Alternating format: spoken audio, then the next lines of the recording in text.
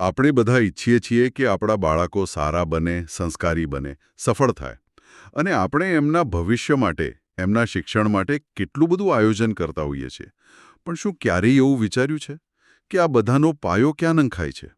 આજે આપણે એવા કેટલાક સ્ત્રોતો પર ઊંડાણપૂર્વક વાત કરવાના છીએ જે કહે છે કે આ પાયો જન્મ પછી નહીં, પણ ગર્ભાધાનની ક્ષણથી જ શરૂ થાય છે. આપણી પાસે પવિત્ર ગર્ભાધાન, દૈવી સંતતિ માટેના માર્ગદર્શક સિદ્ધાંતો શીર્ષક હેઠળના કેટલાક રસપ્રદ અંશો છે. અને આ અંશો ગર્ભાધાનને તમે જુઓ તો માત્ર એક બાયોલોજીકલ ઘટના તરીકે નથી જોતા. એને એક સંપૂર્ણ યજ્ઞ તરીકે જુએ છે. યજ્ઞ. હા, યજ્ઞ. આ શબ્દ થોડો ભારે લાગી શકે છે, પણ એનો અર્થ બહુ ગહન છે. અહીં આપણે એ સમજવાનો પ્રયત્ન કરીશું કે માતા પિતાની માનસિક, શારીરિક અને આધ્યાત્મિક સ્થિતિ, સમય, વાતાવરણ આ બધું આવનારા બાળકના વ્યક્તિત્વનું ઘડતર કેવી રીતે કરે છે. બરાબર. અને આ પ્રાચીન જ્ઞાન આજના સમયમાં કેટલું સુસંગત છે એ જોવું ખરેખર રસપ્રદ રહેશે. તમે યજ્ઞ શબ્દનો ઉપયોગ કર્યો, જે આપણે સામાન્ય રીતે હવન કે પૂજા સાથે જોડીએ છીએ. અહીં ગર્ભાધાનના સંદર્ભમાં એનો શું અર્થ થાય? બહુ સારો પ્રશ્ન છે. અહીં યજ્ઞનો અર્થ માત્ર અગ્નિમાં આહુતિ આપવાનો નથી. યજ્ઞ એટલે કોઈ પણ કાર્ય જે અત્યંત પવિત્ર ભાવનાથી, શિસ્ત સાથે, ઊંડા હેતુ અને સંપૂર્ણ સમર્પણ સાથે કરવામાં આવે. અચ્છા. જેમ એક વૈજ્ઞાનિક પ્રયોગશાળામાં ધ્યાનપૂર્વક કામ કરે છે, એ પણ એક યજ્ઞ છે. તો શાસ્ત્રો અનુસાર જ્યારે બે વ્યક્તિ એક નવા જીવને પૃથ્વી પર લાવવાનો નિર્ણય કરે છે, ત્યારે એ ક્રિયા ભોગવિલાસ નથી, પણ એક પવિત્ર જવાબદારી છે, સર્જનનો યજ્ઞ છે. આ તો આખી પ્રક્રિયાને જોવાનો દૃષ્ટિકોણ જ બદલી નાખે છે. આ જ સંદર્ભમાં સ્ત્રોતો અમુક ચોક્કસ સમયે ગર્ભાધાન ટાળવાની પણ વાત કરે છે. જેમ કે આયુર્વેદના મહર્ષિ ચરકનો ઉલ્લેખ છે કે સંધ્યાકાળ, મધ્યરાત્રિ, ગ્રહણ, અમાસ અને પૂનમ આવા સમયે સમાગમ ન કરવો જોઈએ. પણ આજના 24/7 જીવનમાં આ કેટલું વ્યવહારુ છે. લોકો શિફ્ટમાં કામ કરે છે. તમે એકદમ સાચો અને વ્યવહારુ પ્રશ્ન પૂછ્યો.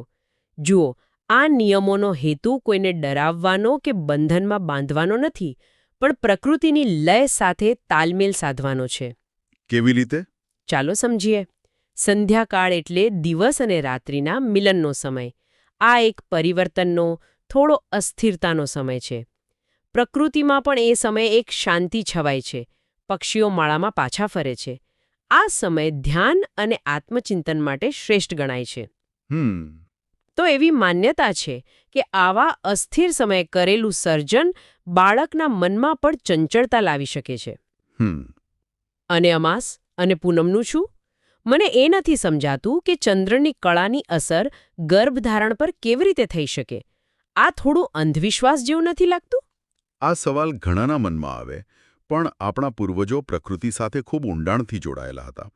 તેઓ જાણતા હતા કે જેમ ચંદ્રમા સમુદ્રમાં ભરતી ઓટ લાવે છે, અને આપણું શરીર પણ લગભગ 70% પાણીનું બનેલું છે. ખરું ને? હા. તો એ માનવ શરીર અને ખાસ કરીને મન પર સૂક્ષ્મ અસર કરે છે. આજે વિજ્ઞાન પણ સર્કેડિયન રિધમની વાત કરે છે. હા, કુદરતી ચક્રોની શરીર પર થતી અસરો. બરાબર. અમાસ અને પૂનમ એ ઊર્જાના ચરમ સ્તરના દિવસો છે. આ સમય માનસિક અને ભાવનાત્મક ઊર્જા ખૂબ તીવ્ર હોય છે. એટલે એક નવા જીવના શાંત અને સ્થિર સર્જન માટે કદાચ એટલો અનુકૂળ સમય નથી. એટલે તમે એમ કહો છો કે આ નિયમો એક પ્રકારની આધ્યાત્મિક ખેતી માટેની ગાઈડલાઈન છે. જેમ ખેડૂત વાવણી માટે યોગ્ય ઋતુની રાહ જુએ, એ રીતે. બિલકુલ. અને આ જ વાતને વધુ સ્પષ્ટ કરવા માટે સ્ત્રોતોમાં ઋષિ કશ્યપ અને એમની બે પત્નીઓ દિતિ અને અદિતિની એક ખૂબ સચોટ કથા છે. આ કથા આ સિદ્ધાંતનું હૃદય છે એમ કહી શકાય. હા, મેં પણ તેના વિશે વાંચ્યું છે. અદિતિ સાત્વિક અને ધાર્મિક વૃત્તિના હતા, જ્યારે દિતિમાં ભોગ અને ઈચ્છાઓની પ્રબળતા હતી. બરાબર. કથા એવી છે કે એક દિવસ સંધ્યાકાળે જ્યારે ઋષિ કશ્યપ ધ્યાનમાં બેસવાની તૈયારી કરી રહ્યા હતા, ત્યારે દિતિ કામભાવથી પીડિત થઈને એમની પાસે આવ્યા અને સમાગમ માટે આગ્રહ કરવા લાગ્યા. અયોગ્ય સમયે? હા, અયોગ્ય સમયે. ઋષિએ એમને સમજાવ્યા કે આ સંધ્યાકાળ છે, આ સમય સર્જન માટે અયોગ્ય છે, થોડી ધીરજ રાખ. પણ દીતિ પોતાની ઈચ્છા પર કાબૂ રાખી શક્યા નહીં. એમને હઠ પકડી. ઋષિએ એમની ઈચ્છા પૂરી તો કરી, પણ ચેતવણી આપી કે અયોગ્ય સમયે અને અયોગ્ય મનોભાવથી થયેલા આ મિલનના કારણે તારા ગર્ભમાંથી અધર્મી અને આસુરી વૃત્તિવાળા પુત્રો જન્મશે. અને પરિણામે હિરણ્યકશ્યપ અને હિરણાક્ષનો જન્મ થયો, જેમના અત્યાચારથી આખી પૃથ્વી પર હાહાકાર મચી ગયો. એટલે અહીં દીતિનું પાત્ર માત્ર ઉતાવળ નથી, પણ મને અત્યારે જ જોઈએ એવી અસંયમિત વૃત્તિનું પ્રતીક છે. તમે સાચું પકડ્યું. આ માત્ર એક વાર્તા નથી, પણ માનવ મનોવિજ્ઞાનનું ઊંડું વિશ્લેષણ છે. દીતિનું પાત્ર એ અસંયમ, આવેશ અને માત્ર પોતાની ઈચ્છાને પ્રાધાન્ય આપવાનું પ્રતીક છે, જ્યારે બીજી તરફ અદિતિએ યોગ્ય સમયે યોગ્ય મનોભાવ અને શ્રદ્ધા સાથે ગર્ભધારણ કર્યું, જેનાથી ઇન્દ્ર અને અન્ય દેવતાઓનો જન્મ થયો. હા, જે સાત્વિક ગુણોના પ્રતીક છે. આ કથા સ્પષ્ટપણે કહે છે કે ગર્ભાધાન સમયે માતાપિતાની માનસિક સ્થિતિ, પછી તે શાંતિ અને પ્રેમની હોય કે પછી ઉતાવળ અને ક્રોધની, એ બાળકના મૂળભૂત વ્યક્તિત્વનો પાયો નાખે છે. સમય ટાળવાની વાત તો સમજાઈ, પણ શું સ્ત્રોત કોઈ સકારાત્મક માર્ગદર્શન પણ આપે છે કે કયો સમય સર્જન માટે શ્રેષ્ઠ છે? હા, બિલકુલ. સ્ત્રોત નકારાત્મકતા પર અટકતો નથી. એ પ્રકૃતિ સાથેના તાલમેલ પર ખૂબ ભાર મૂકે છે. એમાં વસંત અને વર્ષા જેવી ઋતુઓને ગર્ભાધાન માટે શ્રેષ્ઠ ગણવામાં આવી છે. એની પાછળ શું તર્ક છે? આની પાછળનો તર્ક ખૂબ જ સુંદર છે. આ ઋતુઓમાં પ્રકૃતિ પોતે જ સર્જનના મૂડમાં હોય છે. વસંતમાં ચારે બાજુ નવા ફૂલો ખીલે છે, નવી કુંપળો ફૂટે છે, વાતાવરણમાં એક નવી ઊર્જા હોય છે. એક આનંદ હોય છે. હા, અને વર્ષા ઋતુમાં તપેલી ધરતીને શાંતિ મળે છે અને સૃષ્ટિમાં નવજીવનનો સંચાર થાય છે. સિદ્ધાંત એ છે કે જ્યાં પ્રકૃતિ સાત્વિક હોય ત્યાં ઉત્પન્ન થતું જીવન પણ સાત્વિક બને છે. આ બધું સાંભળવામાં તો ખૂબ સારું લાગે છે, પણ આપણે વિજ્ઞાનના યુગમાં જીવીએ છીએ. શું આધુનિક વિજ્ઞાન આ પ્રાચીન માન્યતાઓને કોઈ રીતે સમર્થન આપે છે? કારણ કે ઘણા લોકો આને માત્ર કાવ્યાત્મક કલ્પનાઓ પણ ગણી શકે છે. આ સૌથી મહત્વનો પ્રશ્ન છે અને તેનો જવાબ હા છે, પણ ભાષા અલગ છે. કેવી રીતે? આજે એપિજેનેટિક્સ નામનું વિજ્ઞાન છે જે એ સાબિત કરી રહ્યું છે કે માતા-પિતાના જીવનના અનુભવો, એમનું વાતાવરણ, એમની માનસિક સ્થિતિ, આ બધી વસ્તુઓ બાળકના જનીનો એટલે કે જીન્સ કેવી રીતે વર્તશે તેના પર અસર કરી શકે છે. અચ્છા, એટલે કે જીન્સ તો બ્લુપ્રિન્ટ છે, પણ કયો જીન ચાલુ થશે અને કયો બંધ રહેશે? હા, એ ઘણે અંશે માતાના ગર્ભના વાતાવરણ પર નિર્ભર કરે છે.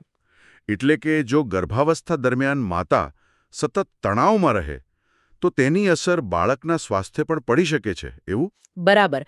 જ્યારે માતા તણાવ, ચિંતા કે ગુસ્સામાં હોય ત્યારે તેના શરીરમાં કોર્ટિસોલ જેવા સ્ટ્રેસ હોર્મોન્સનું સ્તર વધી જાય છે.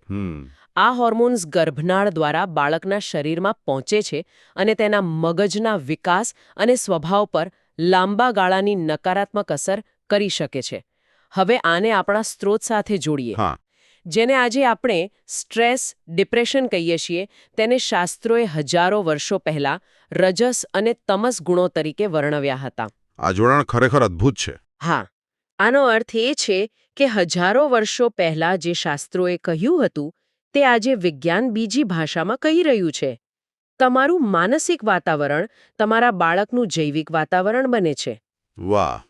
તમસ એ માત્ર ગુસ્સો નથી, તે શાબ્દિક રીતે તમારા બાળકના વિકાસ પર અસર કરતું કોર્ટિસોલ હોર્મોન છે. અને સત્વ એ માત્ર શાંતિ નથી, તે એવા ન્યુરોટ્રાન્સમીટર્સ છે જે બાળકના સ્વસ્થ વિકાસને પ્રોત્સાહન આપે છે. એટલે બંને એકબીજાના પૂરક છે, વિરોધી નથી. બિલકુલ. વિજ્ઞાન કેવી રીતે થાય છે તે સમજાવે છે અને શાસ્ત્રો શા માટે અને ક્યારે કરવું જોઈએ તેનું માર્ગદર્શન આપે છે. પણ શું આ બધું બાળકના ભવિષ્યને સંપૂર્ણપણે નક્કી કરી દે છે? આ વિચાર થોડો ડરામણો પણ છે કે માતા-પિતાની એક ભૂલ. ના ના, ખૂબ જ સારો મુદ્દો છે. આ કોઈ ભાગ્યલેખ નથી. આ એક મજબૂત પાયો નાખવાની વાત છે. જેમ સારી જમીન અને સારા બીજથી સારો પાક થવાની સંભાવના વધી જાય છે, પણ પછી તેને તડકો, પાણી, માવજત બધું જ જોઈએ. બરાબર. એ જ રીતે સાત્વિક ગર્ભાધાનથી એક સારા સ્વભાવનો પાયો નંખાય છે. પણ પછી બાળકનો ઉછેર, સંસ્કાર, એનું વાતાવરણ એ બધું પણ એટલું જ મહત્વનું છે. શાસ્ત્રોનો હેતુ ડરાવવાનો નથી, પણ જાગૃત કરવાનો છે. એક શ્રેષ્ઠ શરૂઆત કરવાની તક છે, એને ગુમાવશો નહીં. આ ચર્ચામાં એક બીજો મુદ્દો પણ છે જે થોડો સંવેદનશીલ છે. સ્ત્રોતમાં રજોધર્મ પછીની રાત્રિઓ વિશે ઉલ્લેખ છે, જેમાં બેકી સંખ્યાની રાત્રિ પુત્ર માટે અને એકી સંખ્યાની રાત્રિ પુત્રી માટે સૂચવવામાં આવી છે. પણ એક મિનિટ, જ્યારે આપણે આવી વાત કરીએ ત્યારે શું આપણે લિંગ પસંદગીના જોખમી ક્ષેત્રમાં નથી પ્રવેશી રહ્યા? આનો દુરુપયોગ થઈ શકે છે? તમે જે ચિંતા વ્યક્ત કરી તે બિલકુલ યોગ્ય છે, અને સ્ત્રોત પોતે પણ આ બાબતે ખૂબ જ જાગૃત છે એવું મને લાગે છે. જો આપણે આ નિયમને છૂટક રીતે જોઈએ તો એ લિંગ પસંદગી જેવો લાગી શકે છે, પરંતુ જો આપણે એને મોટા ચિત્રમાં જોઈએ તો એનો હેતુ ઈચ્છાપૂર્તિ નથી. એનો હેતુ સંયમ અને શિસ્ત કેળવવાનો છે. અચ્છા. એક ધાર્મિક અને શિસ્તબદ્ધ માળખામાં બાંધવાનો પ્રયાસ છે. એ કહે છે કે આ ક્રિયા આવેશમાં આવીને નહીં, પણ સંપૂર્ણ સભાનતા અને જવાબદારી સાથે થવી જોઈએ. પણ સ્ત્રોત આનાથી આગળ વધીને સ્ત્રી-પુરુષ સમાનતા વિશે શું કહે છે? અને અહીં જ આ સ્ત્રોતની પરિપક્વતા દેખાય છે. એ એકી બેકી રાત્રિની વાત કર્યા પછી તરત જ જાણે આજના સમયની શંકાઓને ઓળખી ગયો હોય તેમ સ્પષ્ટપણે કહે છે કે પુત્ર જેટલો જરૂરી છે એટલી જ પુત્રી પણ જરૂરી છે. ઓહ! અને તે ત્યાં અટકતો નથી. તે સ્ત્રી ભ્રૂણ હત્યાને મહાપાપ અને સર્જનહારની વ્યવસ્થાનો ખુલ્લો વિરોધ ગણાવીને એની કડક શબ્દમાં નિંદા કરે છે. એટલે મૂળ સંદેશ લિંગભેદનો બિલકુલ નથી. બિલકુલ નથી. મૂળ સંદેશ એ છે કે જીવનના સર્જન જેવી પવિત્ર પ્રક્રિયાને હલકાસથી ન લો. એમાં સંયમ, શિસ્ત અને આદર કેળવો. તો આ સમગ્ર ચર્ચાનો સાર એ થયો તે સંતાન માત્ર એક બાયોલોજિકલ પ્રોડક્ટ નથી, પણ એ સમાજ અને રાષ્ટ્રનું ભવિષ્ય છે. જેમ એક શિલ્પકાર મૂર્તિ ઘડતા પહેલા પથ્થર, ઓજાર અને સમયનું ધ્યાન રાખે છે, તેમ ઉત્તમ સંતતિ માટે માતા-પિતાએ પણ પોતાની તૈયારી કરવી જોઈએ.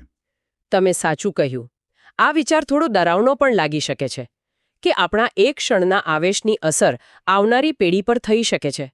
પણ શાસ્ત્રોનો હેતુ એ જવાબદારીનો અહેસાસ કરાવવાનો છે. સ્ત્રોત મુજબ જો ગર્ભાધાનને યોગ્ય સમય, સંયમ, સાત્વિક ભાવ, પ્રેમ અને પ્રાર્થના સાથે કરવામાં આવે તો દૈવી ગુણોથી યુક્ત સંતતિનું નિર્માણ થઈ શકે છે. અહીં દૈવી ગુણનો અર્થ શું? અહીં દૈવી ગુણોનો અર્થ કોઈ ચમત્કારિક શક્તિઓ નથી, પણ દયા, કરુણા, હિંમત, બુદ્ધિ અને શાંતિ જેવા ઉચ્ચ માનવીય ગુણો જે કોઈપણ સમાજની પ્રગતિ માટે અનિવાર્ય છે. આ દૃષ્ટિકોણ ખરેખર ગર્ભાધાનની પ્રક્રિયાને એક વ્યક્તિગત આનંદથી ઉપર ઉઠાવીને એક સામાજિક અને આધ્યાત્મિક કર્તવ્યના સ્તર પર લઈ જાય છે. બરાબર. અંતે સ્ત્રોત એક ખૂબ જ સચોટ વાક્ય સાથે સમાપન કરે છે. સંસ્કાર વિના સર્જન અંધ છે અને સંસ્કાર સાથેનું સર્જન દૈવી છે. વાહ! આ એક વાક્ય આખી ચર્ચાનો સાર છે. તે આપણને યાદ અપાવે છે કે આપણે માત્ર એક શરીરનું નિર્માણ નથી કરી રહ્યા, પરંતુ એક ચેતના, એક વ્યક્તિત્વનું નિર્માણ કરી રહ્યા છીએ. આ બધી જાણકારી પછી એક વિચાર મનમાં આવે છે. આજના અત્યંત વ્યસ્ત અને તણાવપૂર્ણ જીવનમાં, જ્યાં સમય અને માનસિક શાંતિ બંને દુર્લભ છે, ત્યાં આ પ્રાચીન સિદ્ધાંતોને વ્યવહારમાં કેવી રીતે મૂકી શકાય? શું આધુનિક જીવનશૈલીમાં સાત્વિક ગર્ભાધાન માટે જગ્યા બનાવવી ખરેખર શક્ય છે?